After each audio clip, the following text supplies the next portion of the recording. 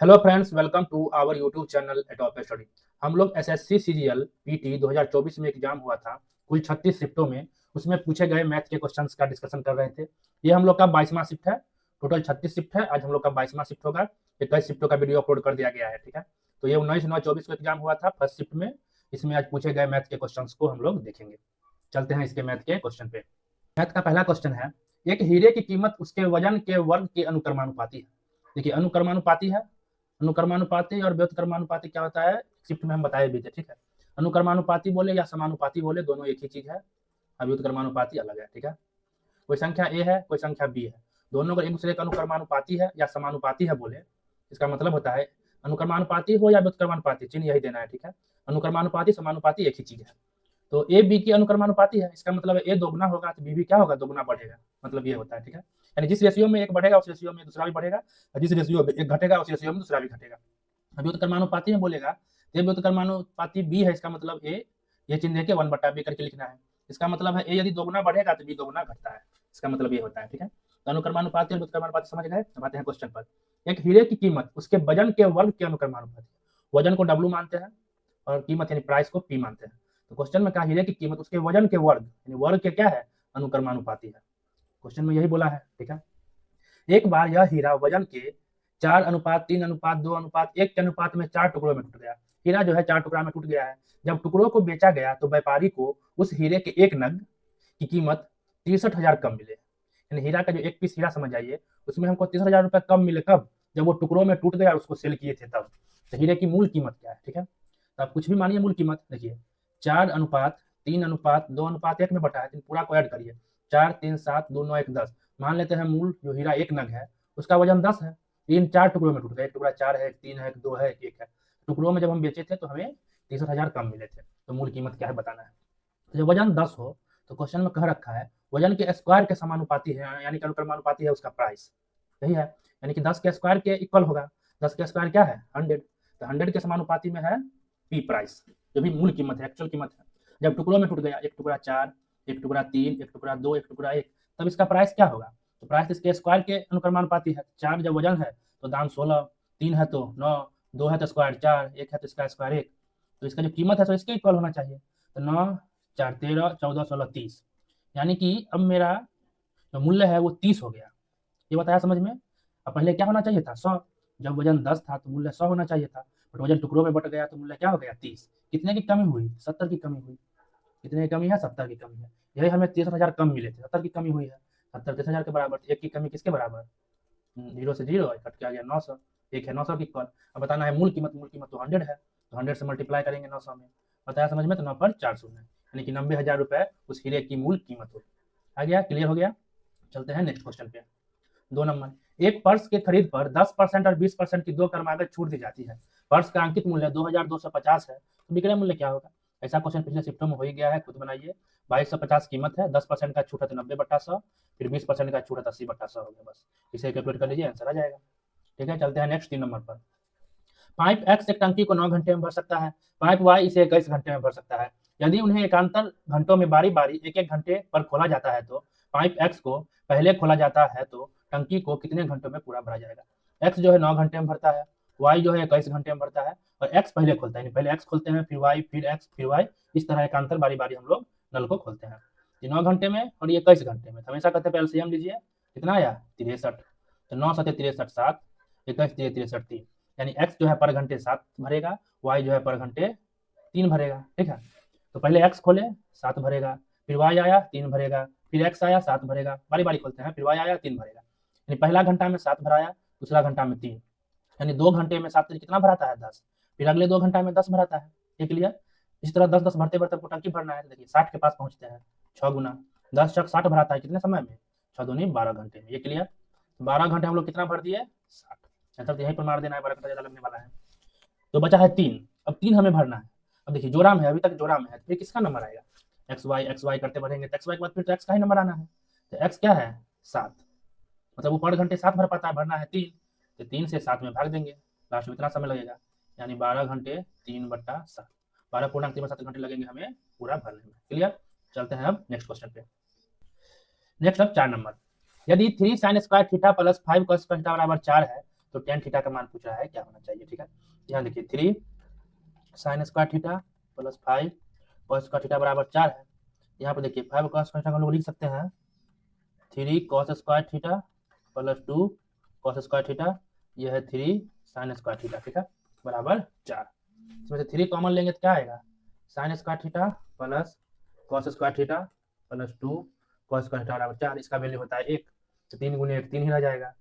2 cos square theta बराबर 4, तो 2 cos square theta बराबर भेजेंगे 4 में से 3 गया 1 बचेगा, यहाँ से कॉस स्क्वायर थीटा बराबर 1 है, बटे में जाएगा 2, तो कॉस थीटा बराबर जाएगा 1/√2। तो कॉस कितना का वैल्यू 1/√2 होता है 45, तो थीटा का वैल्यू क्या हो गया 45, यानी कि tan 45 का मान पूछा है, 45 में होता है 1, हो गया आंसर। चलते हैं नेक्स्ट 5 नंबर पे। छठी कक्षा में पढ़ने वाले एक छात्र ने 6 विभिन्न विषयों में निम्नांकित अंक प्राप्त किए, प्रत्येक विषय के लिए पूर्णांक 100 है, ठीक है, हर एक के लिए सेम 6 मतलब 100 मार्क्स का है। तो इस छात्र द्वारा प्राप्त किए गए औसत अंक ज्ञात कीजिए, एवरेज बताना है, तो सभी को जोड़ के 6 से भाग दीजिए। देखिए सब 90 प्लस ही है, सबके हिस्से में 90 रखते ही हैं, एक्स्ट्रा कितना है जोड़ लीजिए, 8 7 15 3 18 4 22 2 24 3 27, 27 एक्स्ट्रा है, हर एक 6 के हिस्से में जाना है, तो 90 प्लस 6 से भाग दीजिएगा 4.5 आ जाएगा, यानी कि 94.5 क्या हो जाएगा इसका एवरेज, क्लियर, वही जोड़ के भाग देना था। चलते हैं नेक्स्ट 6 नंबर पर। एक विक्रेता ने 10 रुपए प्रति केजी के हिसाब से सब्जियां बेचना शुरू किया, लेकिन इस दर पर खरीदार नहीं मिला। 10 रुपए की दर से सब्जी बेचना शुरू किया लेकिन खरीदार नहीं मिला। इसके बाद कीमत घटाकर 7.2 रुपए पर केजी कर दी, लेकिन 1 केजी की जगह पर 900 ग्राम के दोषपूर्ण वजन का प्रयोग करता है, तो वास्तविक मूल्य में प्रतिशत परिवर्तन ज्ञात कीजिए। देखिए 10 रुपए बेचने के लिए बैठा, मेरे को खरीदार नहीं मिला, बट हम 7.2 रुपए पर केजी के हिसाब से बेचने बैठे हैं, बट 1 केजी की जगह पर हम लोग दे रहे हैं 900 ग्राम, यानी कि 10% हम लोग वजन में बेईमानी कर रहे हैं। जो भी वास्तविक मूल्य है क्या होगा जिसमें हम कितना मतलब परसेंटेज बेईमानी कर रहे हैं, वही हम लोग से पूछ रहा है। 1 केजी दे के 900 ग्राम दे रहे हैं, 7.2 रुपए पर केजी बेच रहे हैं, ठीक है, तो हमें देखिए 7.2 रुपए जो है 900 ग्राम के इक्वल होना चाहिए, ताकि हम 900 ग्राम पूंजी को ही सामान दे रहे हैं 7.2 रुपए में, तो वही 1 केजी का दाम बताना है, तो वही वास्तविक 1 केजी का दाम पता करना है, उसके बाद वास्तविक चेंजिंग बता देंगे। तो 900 ग्राम 7.2 बताना है 1000 ग्राम, यानी कि 1000 से 10% कमी है, तो यानी यहाँ पर आएगा 8, ये बताया समझ में, 8 के इक्वल होगा। तो वास्तविक परिवर्तन पूछ रहा है, पहले था कितना 10, अब 8 हम क्या कर लिए हैं 8, कितने की कमी हुई है 2 की कमी के किस पे 10 पे गुने 100%, कितने की कमी हुई है 20% की परिवर्तन। बताया समझ में क्या बोलना चाहे हम। 7.2 केजी क्या था, 1 केजी हम 900 ग्राम दे रहे थे, 900 ग्राम का दाम ये था, हम पता किए 1000 ग्राम का दाम था, 1000 ग्राम से 900 ग्राम कम है कितना 10% कम है, जो भी रेट होगा 10% कम किए होंगे, तो 8 का 10% 0.8 उतना ही कमी किए थे, यानी कि हम 8 रुपए कीमत पर था रखे हैं, बट बेईमानी कर कितना ले रहे हैं, वही चेंजिंग क्या हुआ, पहले 10 था अब 8 हुआ, 20% का बदलाव हुआ है, तो वास्तविक मूल्य में परिवर्तन पूछ रहा था, तो 20% का चेंजिंग हुआ है, ठीक है। ऐसा समझ में ना समझ में आया होगा तो कमेंट बॉक्स में बताइएगा, हम फिर से उस क्वेश्चन का वीडियो बना के डाल देंगे। चलते हैं 7 नंबर पर। आर एक वृत्त के बाहर एक बिंदु है, यह इसके केंद्र से 18 सेंटीमीटर दूर है। आर जो है वृत्त के बाहर एक बिंदु है, ठीक है, बाहर रखते हैं एक पॉइंट है, यह केंद्र से 18 सेंटीमीटर की दूरी पर है, हमारा सेंटर यहाँ है, दूरी पे है। आर से खींची गई एक छेदक रेखा वृत्त को बिंदु ए बी पर इस प्रकार परिच्छेद करती है। आर से एक रेखा गुजरा है जो वृत्त को ए और बी पर इस प्रकार परिच्छेद करती है कि आर ए ये है 7 और ए बी ये है 5, तो वृत्त की त्रिज्या बताना है क्या होगा, ठीक है। देखिए इसको भी इससे मिलाते हैं, ये होगा रेडियस आर, ये भी रेडियस आर है यहाँ तक, ये पूरा है 18, ठीक है, रेडियस हमें आर बताना है, इस पर एक 90 डालते हैं, ठीक है, लंब। तो किसी भी त्रिभुज में यदि जीवा है और सेंटर से पर लंब डाला जाए तो 2 भागों में बांटता है, यानी ये 2 टुकड़ा में बटेगा, ये क्लियर, यानी ये भी 5/2 हो जाएगा, पूरा 5 है, ये भी पार्ट 5/2 होगा, है समझ में। ये पूरा 18 है, इसको ओ मानते हैं, ये पूरा 5 था, इसको हम पी मान लेते हैं, ओपी, ठीक है। अब देखिए हमें रेडियस बताना है, तो ओ पी आर एक समकोण त्रिभुज बना, उसी प्रकार ओ पी बी भी एक समकोण त्रिभुज बना है, तो दोनों में ओपी स्क्वायर हम निकालते हैं, ओपी क्या लंब का काम करेगा, तो ओपी स्क्वायर क्या कर लिख सकते हैं, यह कर्ण, तो कर्ण है 18, 18 का स्क्वायर घटे आधार, 7 और 5/2 को जोड़िए, भिन्न का जोड़ करिए, 7 + 5/2 आ जाएगा 19/2, तो 19/2 का स्क्वायर, ओपी का वैल्यू है। उसी प्रकार ओपी स्क्वायर त्रिभुज ओ पी बी में देखिए, तो ये बताना है, तो कर्ण है आर स्क्वायर घटे ये 5/2 का स्क्वायर, दोनों का आपस में बराबर करिए और हल कर दीजिए। जैसे 18 का स्क्वायर घटे 19/2 का होल स्क्वायर बराबर आर स्क्वायर घटे 5/2 का, इसे हल करिए रेडियस निकल जाएगा, ठीक है। खुद हल कर लेना है, कंसेप्ट बता दिए, अपना हल करिए, टाइम थोड़ा कम टाइम में वीडियो बन जाए इसलिए आप लोग हल करिए, ठीक है। चलते हैं 8 नंबर पर। प्रति किलोग्राम टमाटर के मूल्य में 300% की वृद्धि हुई, तो एक गृहिणी टमाटर का उपभोग 70% कम कर देती है। इस प्रकार टमाटर पर व्यय कितने परसेंट बढ़ा या घटा? देखिए दाम 300% बढ़ा है। पहले दाम को मान लेते हैं हम 100 रुपए, ठीक है, कुछ भी मान सकते हैं, 10 रुपया भी मानिए। मेरा खपत जो है मान लेते हैं 10 kg, 100 मेरा मूल्य है, खपत 10 kg है, कितना खर्चा हो रहा होगा 1000 रुपए, या 10 मानते हैं, 100 रुपया, कुछ भी मानिए, सफर बन रहा है। अब 300% बढ़ रहा है ये, तो 10 को 300% बढ़ाएंगे तो कितना होगा, 40 होगा। कहा कि 10 का 300% निकालिए, कितना निकला 30। 300% बढ़ाना है तो 10 में 30 बढ़ के क्या हो जाएगा 40। मेरा खपत 70% कम कर देती है, तो 10 का 70% 7 होता है, 7 कम करके आप 3 खपत कर रहे हैं, तब मेरा खर्चा क्या होगा 40 दिया 120। पहले खर्चा 100 था, अब खर्चा 120 हो रहा है। वही वही में कितने परसेंट बढ़ा या घटा, तो बढ़ा है 20। पहले था कितना 100 से कंपेयर करेंगे, 20 100 का कितना 20% होता है, इसलिए 100 लेना सब में आसान होता है, ठीक है। तो 100 से 100 कैंसिल, 20% क्या बढ़ा था। चलते हैं नेक्स्ट 9 नंबर पर। पी क्यू आर त्रिभुज के 3 कोण हैं, पी माइनस क्यू 20 और क्यू माइनस आर 26 है, तो कोण पी का मान क्या होगा बताना है। पी माइनस क्यू है 20 डिग्री, क्यू माइनस आर है 26 डिग्री। त्रिभुज के 3 कोण है पी क्यू आर, किसी भी त्रिभुज के तीनों कोणों का जो योग होता है क्या होता है 180 डिग्री। बस यही तीनों का हल करना है, बताना क्या है पी का वैल्यू। तो क्यू को पी के फॉर्म में लिखते हैं, यहाँ लिख सकते हैं पी इधर भेजेंगे -20 बराबर क्यू, यानी पी प्लस क्यू की जगह हम लिख सकते हैं क्या पी माइनस 20 प्लस। उसी प्रकार आर देखिए, आप क्या लिख सकते हैं क्यू माइनस 26 डिग्री बराबर आर, तो आप लिख सकते हैं क्यू माइनस 26 डिग्री बराबर क्या हो जाएगा 180 डिग्री। फिर आगे देखिए P P 2p minus 20 plus, फिर क्यू की जगह पर ये पुट कर देते हैं पी माइनस 20 डिग्री, आई घटे में 26 डिग्री है बराबर 180 डिग्री। बस इसे हल कर दिया, देखिए पी में आ गया क्वेश्चन, इसे हल कर लीजिए आंसर आ जाएगा, ठीक है। चलते हैं नेक्स्ट 10 नंबर पे। जो भी समझ में ना आए कमेंट में जरूर बताइएगा। ए बी 20 सेंटीमीटर त्रिज्या वाले एक वृत्त की 32 सेंटीमीटर लंबी जीवा है। ए और बी दो स्पर्श रेखाएं बिंदु टी पर, ए और बी की स्पर्श रेखाएं बिंदु टी पर प्रतिच्छेद करती है, तो लंबाई टी ए ज्ञात करें।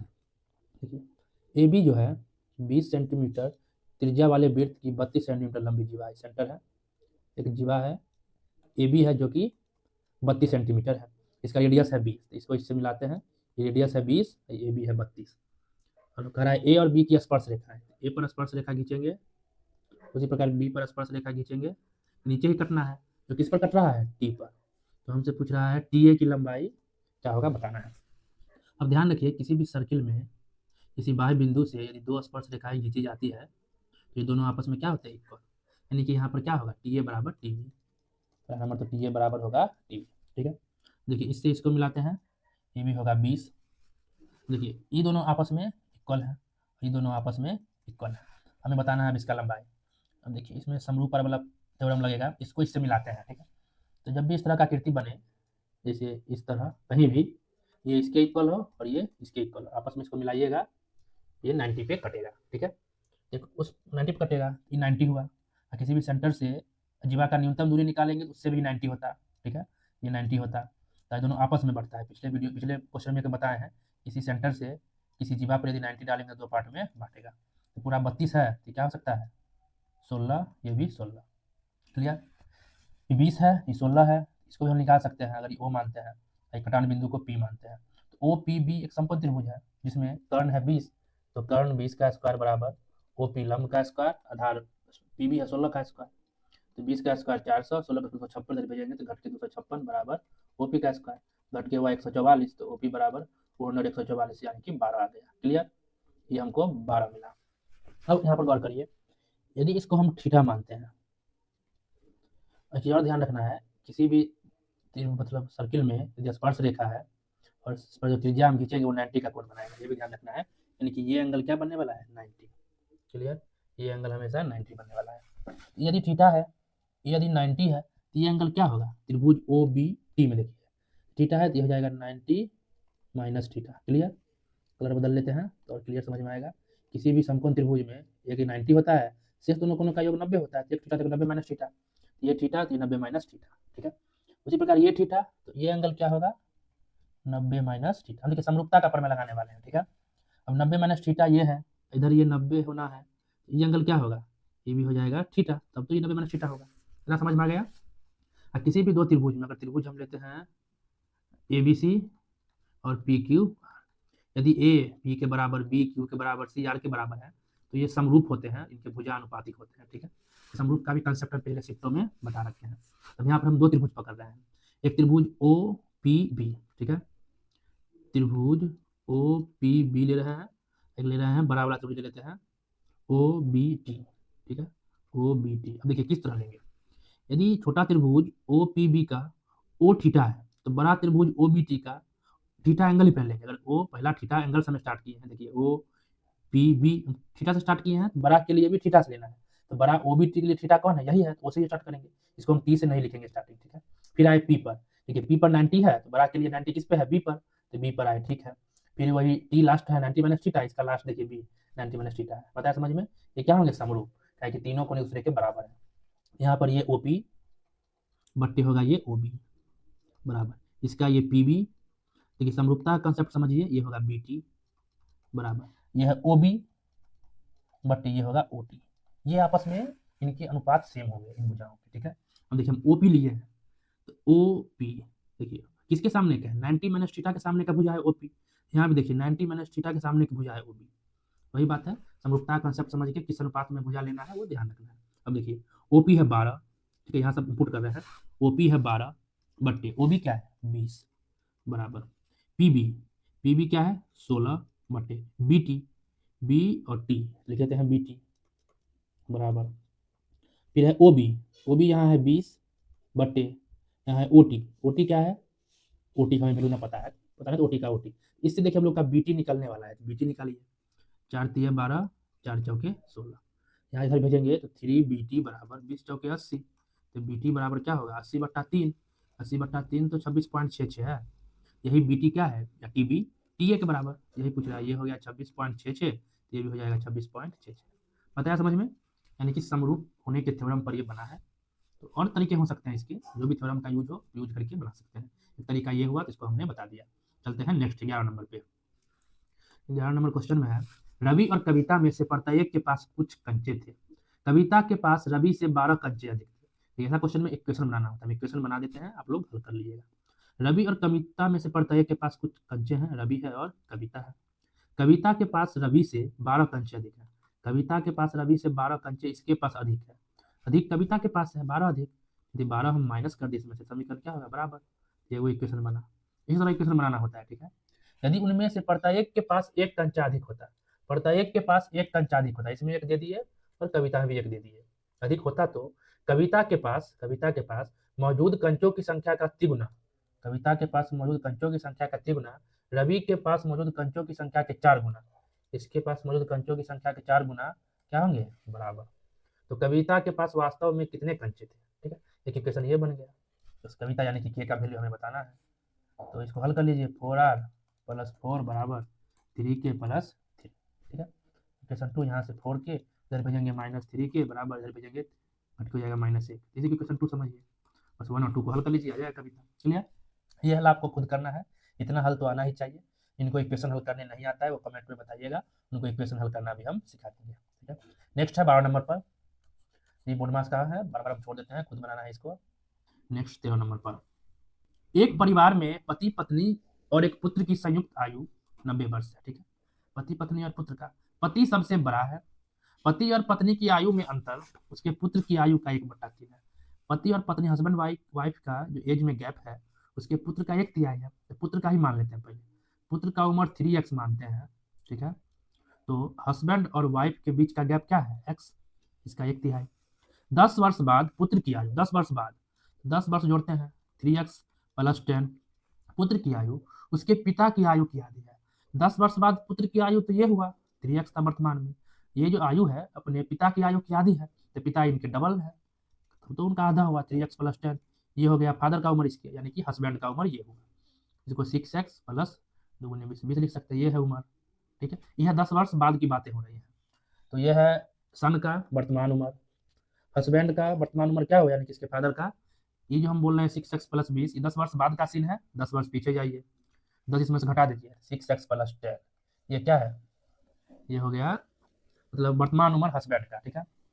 अब वाइफ का उम्र क्या होना चाहिए, तो हस्बैंड और वाइफ के बीच x का गैप है, हस्बैंड बड़ा है यानी कि हस्बैंड घट्टे वाइफ बराबर x है, x अधिक है कौन हस्बैंड, तो हस्बैंड के आयु में से ये तो 10 वर्ष बाद का सीन है, हम पहले में देखेंगे। अगर इसमें से हम x कम कर दे और यानी कि 6x प्लस 10 में से x और घटा दे तो बच जाएगा 5x प्लस 10। ये किसका है? वाइफ का। हस्बैंड का ये, सन का ये, वाइफ का ये हुआ। इन तीनों के वर्तमान आयु का योग 90 है। तो यानी कि 3x plus 6x plus 10 plus 5x plus 10 क्या है? 90। क्लियर? इनको हल करिए। 6 3 9 5 14x बराबर 90। 10 10 में भेजेंगे कट हो जाएगा 70। x यहाँ से कट के आया 5। हमसे पूछ रहा था माता की वर्तमान आयु, तो वर्तमान आयु तो ये है 5, यहाँ पुट करिए, 25 25 और 10 कितना हो गया? 35 वर्ष हुआ। क्लियर? चलते हैं नेक्स्ट 14 नंबर पर। WXYZX चतुर्भुज है, ठीक है, जिसमें XQZP रेखा WY के इस प्रकार लंबा है। चतुर्भुज खींच लेते हैं। चतुर्भुज के बारे में नहीं बताया है, तब किसी तरह की चतुर्भुज खींच लीजिए, ठीक है। तो WXYZ एक चतुर्भुज है। XQ और ZP, XQ और ZP रेखा WY पर, WY को मिलाइए, WY पर XQ और ZP इस प्रकार लंबवत है, मतलब ये 90 पर है, ये भी 90 पर है, इस प्रकार लंबवत है कि नाम लिखिए XQ और ZP, ठीक है। तो XQ जो है ZP के बराबर है, ठीक है, यानी कि ZP का जो वैल्यू होगा वो XQ के बराबर है। अब विकर्ण ZX, एक विकर्ण ZX, इसको मिलाइए, Z से X को मिलाए, ZX जो है और WY एक दूसरे को O पर काटते हैं। यदि OX 12 है, OX इसका वैल्यू 12 है, ये पूरा ZX का वैल्यू क्या होगा वो बता रहा है। यहाँ भी देखिए, यहाँ सर्वांगसम का सीन हो गया, पिछला में समरूप था, यहाँ सर्वांगसम होगी। सर्वांगसम का एक कंसेप्ट है, दो समकोण त्रिभुज लीजिए, ठीक है, 90 90, यदि उनके कर्ण बराबर हो, कर्ण ए है तो यहाँ भी ए, एक एंगल 90 तो है ही, एक एंगल और बराबर हो जाए, ये दोनों क्या आपस में सर्वांगसम हो, मतलब ये भुजा इसके बराबर, ये भुजा इसके बराबर होना है, ये होता है, ठीक है। एक कोण, ठीक है, एक समकोण 90 वाला कोण और एक कर्ण, जब दो त्रिभुज के आपस में बराबर होते हैं तो सर्वांगसम होते हैं, उनके सभी इक्वल होते हैं एक दूसरे के, ठीक है। वही यहाँ पर देखिए, इसका ये 90 है, इसका 90 है, त्रिभुज ZPO और त्रिभुज XZPO। अब देखिए अगला को हम किस तरह लिखेंगे, Z से स्टार्ट किए हैं, यहाँ X से स्टार्ट किए, P पर है तो 90 पर आए तो आप भी 90 पर आइए, QO, ये आपस में सर्वांगसम, सर्वांगसम का ये चिन्ह है, समरूप का सिर्फ ऐसे चिन्ह है, ठीक है। सर्वांगसम है दोनों, कैसे? ये 90 तो ये 90 एक समकोण है। तो देखिए कभी भी जब दो लाइन दूसरे को काटती है तो आमने सामने के कोण क्या होते हैं? बराबर, और ये कहलाते हैं समूह कोण, ठीक है। यानी ये जो है इसके बराबर होंगे, ये थीटा तो ये क्या होंगे? थीटा, ठीक है। और साथ में देखिए एक भुजा इनके क्या है? इक्वल है। ये जो है देखिए एक भुजा इक्वल, यहाँ पर देखिए आरएचएस पर में नहीं लगा, यानी कि समकोण कोण और कर्ण का जो थ्योरम बता रहे थे उसका यूज नहीं हुआ, ठीक है। तो यूज किसी और थ्योरम का हो रहा है तो उसको बताते हैं, ठीक है। ये भी थ्योरम ध्यान रखना है, हमको लगा इसी का यूज होगा तो पहले ही बोल दिए थे, बट इसका यूज नहीं हो रहा है, एक और थ्योरम का यूज हो रहा है जो भी सर्वांगसम के लिए होता है। देखिए वो क्या है, जब भी किसी भी दो त्रिभुज में, इसमें देखिए कर्ण के बारे में कुछ नहीं बोला है, बोलता तो ये यूज करते, ठीक है। एक एंगल ये मान लेते हैं इसके बराबर, ये थीटा तो ये थीटा, ये अगर ए है तो ये क्या है? ए है, और ये बराबर हो, यानी कि कोण, एक साइड लिए, एंगल लिए, उसके बीच में एगो साइड फिर एंगल। तो कोई त्रिभुज के कोण फिर भुजा फिर कोण, किसी अन्य त्रिभुज के कोण भुजा कोण के समान हो तो क्या होते हैं? सर्वांगसम। तो वही चीज देखिए, ये 90 है, ये थीटा है तो ये भी थीटा। अब देखिए ये थीटा है, ये क्या होगा? किसी भी समकोण त्रिभुज में पीछे ही बताया है, एक कोण 90 होता है, एक थीटा हो तो एक होता है 90 माइनस थीटा, ठीक है। वही दोनों का योग 90 ही होता है, तो ये है 90 माइनस थीटा। उसी प्रकार यहाँ पर ये है 90 माइनस थीटा, यानी कि देखिए कोण, इसका कोण, फिर भुजा, फिर इसका भुजा, देखिए ये भुजा, फिर कोण, देखिए कोण भुजा कोण सेम है, तो क्या होगा? सर्वांगसम। सर्वांगसम का इसका मतलब इनका ये भुजा ओपी जो है छोटा वाला, ओपी जो है ओक्यू के बराबर होगा, ओजेड है बड़ा सा, ओजेड जो है ओएक्स के बराबर होगा, यानी ये 12 तो ये 12, तो 12 12 24। क्लियर? देखिए ज्योमेट्री में बस कंसेप्ट समझने भर दे रही है, ठीक है। अभी कंसेप्ट को आपको समझा रहे हैं तब इतना लंबा ये वीडियो जा रहा है, या ये क्वेश्चन का ड्यूरेशन लग रहा है। यदि हम ये एग्जाम हॉल में बनाते हैं, आप समझ जाइएगा, तो ये फिगर खींचते खींचते आप समझ जाइएगा ये सर्वांगसम होना है, तो ये 12 तो ये 12, तो 12 12 24, यानी ये क्वेश्चन बस फिगर खींचने में जो टाइम लगा आपको लगा, फिगर खींचते ही आप आंसर मार देते, यानी कि ये 30 सेकंड 20 सेकंड का क्वेश्चन है, बट समझाने में तो टाइम लगेगा ही। जिनको भी समझ में आ गया ठीक है, जिनको भी समझ में ना आया हो कमेंट बॉक्स में बताइएगा। चलते हैं नेक्स्ट 15 नंबर पर। अमन ने योजना ए में साधारण ब्याज पर 5 वर्ष के लिए 8% वार्षिक दर से एक धनराशि निवेश की। उसने साधारण ब्याज पर योजना ए की राशि का 4 गुना, ए का जो भी राशि है उसका 4 गुना 5% की दर पर 7 वर्ष के लिए बी में निवेश किया। उसे कुल ब्याज राशि के रूप में, कुल ब्याज के रूप में 1620 रुपये प्राप्त होते हैं, तो योजना बी में कितनी राशि निवेश की है वो हमसे पूछा जा रहा है। देखिए बी जो है ए का 4 गुना कर रहा है, मतलब ये 100 है, अगर निवेश कर रहा हो तो यहाँ 400 निवेश कर रहा होगा, 4 गुना, हमें 400 का वैल्यू बताना है। अब कहीं भी 100 रुपये पूंजी है, 5% की दर से 8 वर्ष का SI क्या होगा, ठीक है। तो अगर SI एक फॉर्मूला यहाँ पे समझा देते हैं, SI बराबर P गुने R गुने T बटे 100 होता है, यानी 100 रुपये है तो 5 गुने 8 बटे 100, 8 बचे 40, यानी कि 40 ब्याज मिलने वाला है। 100 रुपये धन है, 5% की दर से, 5 ईयर में 8% की दर से 40 रुपये हमको SI मिल रहा है। वह यहाँ समझिए 400 इसमें पुट कर दीजिए 140 आ जाएगा, बट 100 होता 7 पचे 35 रुपया मिलता, 400 है तो 35 चौके 140 ब्याज मिलेगा। क्लियर, जब समझ जाइएगा तो इन सब क्वेश्चनों के लिए ज़्यादा कैलकुलेशन की जरूरत ही नहीं है। 140 और 40 क्या हो गया, हमें 180 ब्याज मिला है, जब 100 और 400 रुपये था। तो इसको कंपेयर करते हैं 1620 से, तो एक का वैल्यू क्या होगा, 18 9 आया, एक का वैल्यू 9 है। हमें बताना है बी में कितने निवेश किए हैं, तो बी में किए हैं 400, तो 400 का वैल्यू क्या होगा, 400 गुने 9, 9 चौके 3600 रुपये, तो बी में हम लोगों ने 3600 रुपये निवेश किए थे, यही पूछ रहा था। ठीक है, नेक्स्ट चलते हैं 16 नंबर पर। निम्नलिखित तारीख का अध्ययन करके आंसर देना है। कुल बिक्री में से जून और जुलाई के महीने के दौरान बिक्री का परसेंटेज क्या है वो बताना है। तो कुछ नहीं, बस कैलकुलेशन ही है। देखिए जून और जुलाई के महीनों के दौरान बिक्री, कुल बिक्री का कितने परसेंट है, तो सभी में 3 3 है, तो 3 शून्य हटा के ही काम कर लीजिए, यानी कि हमें सबको जोड़ लेना है। ठीक है, फिर जून और जुलाई का यहाँ जोड़ लेना है, और जून जुलाई का टोटल का कितना परसेंट है वो बता देना है, यही काम करना था। अब जोड़ के कर भी सकते हैं, 3 शून्य सब में तो हटा के ही काम करिए। 24 18 जोड़िएगा क्या हो जाएगा 42, फिर टोटल जोड़िए तो 25 और 35 60, अब 42 102 हुआ। ठीक है, फिर 26 और 22 जोड़ रहे हैं तो 48 यानी 150, टोटल 150 है, तो 42 150 का कितना परसेंट, यही पूछ रहा है। जून जुलाई का 42 है, गुने 100%, इसे कैलकुलेट करिए 28% आ जाएगा आंसर। ठीक है, चलते हैं नेक्स्ट 17 नंबर पर। 6 छात्रों के अंक दिए गए हैं, सभी अंक 100 में से है। ठीक है, यानी 100 अंक एग्जाम है, तो सी द्वारा प्राप्त किया गया परसेंट कितना होगा ज्ञात करें। सी कितने परसेंट मार्क्स लाया है बता रहा है, सभी 100 मार्क्स एग्जाम है। तो देखिए कितने पेपर है, 6 पेपर है, टोटल 600 मार्क्स का एग्जाम हुआ। अब कुल कितने मार्क्स प्राप्त किए हैं, सी को जोड़ लीजिए टोटल। ठीक है, जोड़ने के बाद जो भी आएगा वो यहाँ पर आ जाएगा, या 420 आएगा जोड़ के। ठीक है, टोटल 420 मार्क्स है, 600 420 600 कितना परसेंट भाई पूछ रहा है, पूरी 100%, इससे ये खत्म खत्म बताया समझ में। तो यहाँ तो ऊपर से ही दिख रहा था, अगर आपको हम बोले 6 पेपर है, हर एक पेपर 6 का है। ठीक है, 100 मतलब सॉरी 6 पेपर है, हर एक 100 मार्क्स का है। यदि आप 50 मार्क्स लाते हैं एक पेपर में, तो 50 100 का कितना परसेंट है, 50%, क्या कि 100 से कंपेयर करने पर वही रह जाता है। तो अगर आप हर एक 6 पेपर में 50 ही मार्क्स लाए, तो सब में 50 है तो 50% मार्क्स लाना होगा, कोई चेंजिंग नहीं। देखिए यहाँ देखिए 70 70, इसमें 10 10 हटा के इसमें ऐड कर दीजिए, सब में 70 के एवरेज आ रहा है, 70% मार्क्स लाया होगा, इससे भी क्लियर हो गया था। तो सभी को जोड़ के 600 में कंपेयर कर देना था कितना परसेंट मार्क्स लाया है।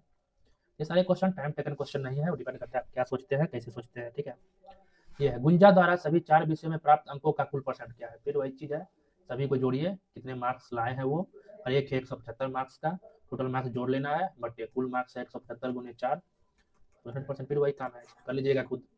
चलते हैं नेक्स्ट 19 नंबर पे।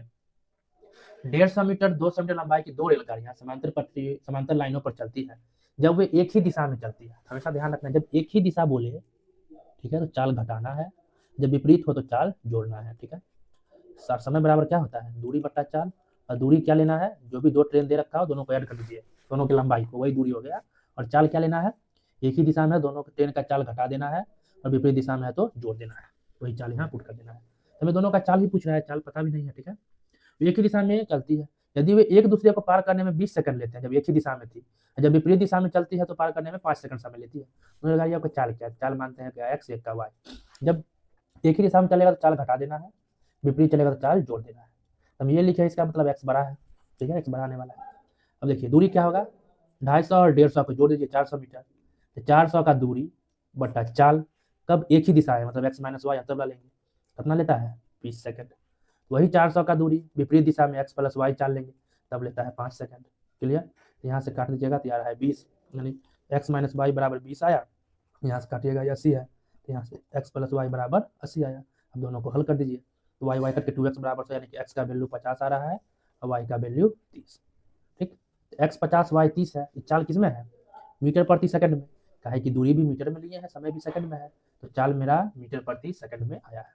अब इसे बताना है हमें किलोमीटर प्रति घंटा में, जब भी मीटर प्रति सेकंड को किलोमीटर प्रति घंटा में बदलते हैं तो क्या करते हैं, 18/5 से गुना करते हैं। जब उल्टा किलोमीटर प्रति घंटा से मीटर पर सेकंड में जाएंगे तो 5/18 से गुना करेंगे।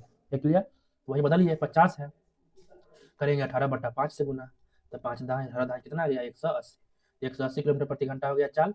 दूसरा का है 30, 30 गुने 18/5, 160 किलोमीटर प्रति घंटा हो गया दूसरा का चाल। यही हमसे पूछ रहा था, ठीक है। जिस भी क्वेश्चन में प्रॉब्लम हो बताइएगा, आगे बढ़ते चलते हैं हम।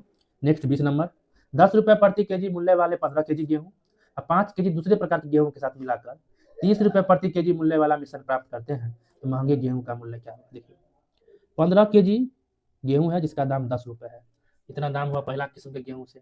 दूसरा 5 केजी गेहूं है, मान लेते हैं x रुपये दाम होगा, यही इसी का दाम पूछ रहा है, तो कुल दाम ये हुआ बराबर। और मिश्रण का दाम हो गया 30 रुपये पर केजी, और कितने केजी हमारे पास हो गए, 15 5 20, तो गुने 20 केजी, कुल दाम हमारे पास ये है। जिसे हल करिए, 150 प्लस 5x बराबर 600, 5x बराबर 450, क्लियर। x बराबर 90, तो 90 रुपये पर केजी दाम था, यही तो हम लोग से पूछ रहा था, ठीक है। चलते हैं नेक्स्ट 21 नंबर पर। यदि sine A plus cos A बराबर √3 है तो tan A plus cot A plus 2 sine A into cos A का वैल्यू क्या है, हमसे पूछा है, ठीक है। देखिए तौर से आगे बढ़ते हैं। टेन लिख सकते हैं साइन ए बट्टा cos A, plus cot A लिख सकते हैं कॉस ए बट्टा साइन ए, प्लस यहाँ लिख सकते हैं 2 साइन ए इंटू कॉस ए, ठीक है। अब यहाँ एलसीएम लेंगे तो क्या हो सकता है, कॉस ए इंटू साइन ए लिख सकते हैं, ये हो जाएगा साइन स्क्वायर ए प्लस कॉस स्क्वायर, इन दोनों काम लिए, प्लस में बच गया 2 साइन ए इंटू कॉस, इसका वैल्यू होता है 1, तो 1 बट्टा cos A into sine A plus 2 into sine A into cos ए। तो देखिए साइन ए कॉस ए का वैल्यू हम लोग यहाँ से निकाल सकते हैं, वही निकाल के वहाँ पुट कर देंगे तो आंसर आ जाएगा। ये दोनों तरफ स्क्वायर करते हैं, तो sign A plus cos A का स्क्वायर बराबर √3 का स्क्वायर, तो यहाँ हो जाएगा sine square A cos A plus B cos का उठेगा cos square A plus 2 into sine A into cos बराबर √3 का स्क्वायर 3, इसका वैल्यू होता है 1, एक को इधर भेजेंगे तो 2 into sine A into cos A बराबर 3 घटे 1 यानी 2 आएगा, तो यहाँ से sign A into cos A का वैल्यू क्या होगा 2/2 यानी 1, यानी इसकी जगह हम 1 रखेंगे तो 1/1 1 प्लस दूसरी जगह आप लिखेंगे 2 इकाई 2, तो 2 और 1 3, क्लियर, तो 3 क्या हो जाएगा उसका आंसर। चलते हैं नेक्स्ट 22 नंबर पर। यदि a प्लस 1/a बराबर 7√3 है तो हम लोग से पूछ रहा है a के पावर 6 प्लस a के पावर -6 का मान क्या होगा। देखिए a के पावर 6 इसका मतलब होता है 1/a के पावर 6, ध्यान रखना है कहीं भी 1 बट्टा मतलब a प्लस 1/a बराबर मान लेते हैं k है, हमसे पूछेगा a square plus 1/a square का वैल्यू क्या लिखेंगे k स्क्वायर माइनस 2। उसी प्रकार कहीं a बट्टा 1/a बराबर k हो तो हमसे पूछे a Q plus 1/a Q बराबर क्या होगा, तो k क्यू माइनस 3k, ठीक है, ये ध्यान रखना है, ये लिखेंगे, ठीक है। डायरेक्ट इस तरह हम लोग पुट करके निकल जाएंगे। तो वही देखिए a प्लस 1/a का वैल्यू ये दे रखा है, हमें यहाँ पहुँचना है, इसका एक बार स्क्वायर करिए, मान लेते एक बार a है, यदि इसका स्क्वायर करेंगे तो ये होगा, फिर इसका हम q कर दे a स्क्वायर का तो क्या 1/6 हो जाएगा, वो एक बार स्क्वायर निकालिए फिर q निकाल देना है, तो यहाँ हम लोग यदि a square plus 1/a square निकालेंगे तो क्या होगा 7√3 का होल स्क्वायर माइनस 2 करेंगे इस पर, ठीक है। 7×7 = 49 है, कितना जाएगा 197 माइनस 2 यानी कि 195 आ गया इसका मान, ठीक है। अब देखिए इतना बराबर ये है, अब इसका हम लोग करते हैं क्या q, इस पर पुट करते हैं तो क्या होना चाहिए, इसका यदि हम लोग q करेंगे a के पावर 6 प्लस 1/a के पावर 6 का मान निकालना है, 195 का q माइनस 3 गुने 195 ये करेंगे, ये क्लियर। अब इसे हमें हल करना होगा, देखिए हमेशा ऑप्शन से ही मारिए, ऑप्शन हमेशा देता ही है। 5 का q कितना भी इसको निकालेंगे इकाई अंक 5 आना है, 3 × 5 = 15, यहाँ भी इकाई अंक 5 आना है, तो इसमें से इसको जो घटाएंगे तो हमको जो आउटपुट आएगा फाइनल 5 में से 5 गया घट के 0, इकाई अंक फिक्स है, इसका आंसर 0 आना है, 0 एक ही में है, मार के निकल जाएंगे, ठीक है। यदि 2 में 0 होता तो हमें इसको हल करना पड़ता है, एग्जाम में अक्सर कुछ ना कुछ क्लू छोड़ा ही जाता है जो ऑप्शन में जल्द से मार दिया जाए, तो 4 क्वेश्चन छोड़ के, ठीक है। चलते हैं नेक्स्ट 23 नंबर पर। 26 सेंटीमीटर आधार और 18 सेंटीमीटर ऊंचाई वाले समचतुर्भुज का क्षेत्रफल क्या होगा। समांतर चतुर्भुज किसको कहते हैं, वह चतुर्भुज जिसके आमने सामने की भुजा बराबर और समांतर हो, ये ए तो ये ए, ये बी तो ये बी, ये आमने सामने की ये कौन सेम होते हैं, ठीक है, ये ए है तो ये बी, तो एंगल सेम होते हैं आमने सामने के, अगर ये सब 90 हो जाए तो आयत हो जाते हैं, ठीक है। समचतुर्भुज का एरिया जब भी पूछेगा, ठीक है, तो आधार ये मानते हैं तो इसका बीच में ये ऊंचाई होगा एक, ठीक है। जब भी समचतुर्भुज का क्षेत्रफल पूछे तो आधार गुने ऊंचाई कर देना है, आधार है 26 ऊंचाई है 18, गुना कर दीजिए आ जाएगा आंसर, ठीक है। देखिए सब में यही सब तो पढ़ते पढ़ते मारने वाला क्वेश्चन 848 इकाई अंक एक ही जगह है, ठीक है। समझने के बाद बहुत कम टाइम में, अब 15 मिनट बहुत हो गया, 15 मिनट के अंदर 25 क्वेश्चन मार लीजिएगा। Next 24 number, x³ - 4x² - 8x + 11, इसमें कौन सी संख्या घटाई जाए ताकि यह एक्स प्लस टू से विभाज्य हो, ठीक है।